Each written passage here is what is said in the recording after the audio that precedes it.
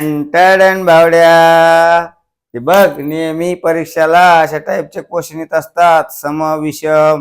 बघ, कन्फ्युज करणारे 100% गणित जमतं, पण कन्फ्युजन असल्यामुळे आपला काय करतो, कार्यक्रम लागून जातो. बघ या ठिकाणी बघ, हे 12 नंबर सम आहे, 40 पण काय आहे, सम. सम म्हणजे इवन नंबर.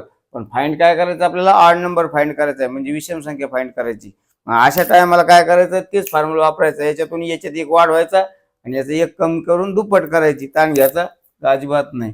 12 ने किती झाले भावड्या, 13. आणि अधिक इथे किती राहिले मग, 39. 39 ची दुप्पट किती होती भावड्या, बघ, 13ला 13, 39 दोन्ही 78. 78 आणि 13 काय होत रे, गापकान 91.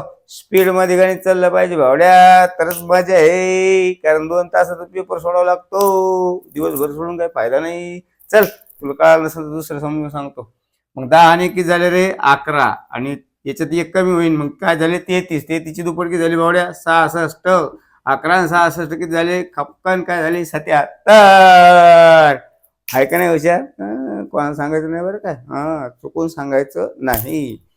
लाईक शेअर फॉलो अजिबात करायचं नाही. केलं तर पाय घरी येऊन भांडण. चल मग, गपकन याचं उत्तर काढणार, खपकन कमेंट मध्ये मग भावड्या पण फेकणार, मी ताडी सुद्धा फेकणार. फेक मग पटकन.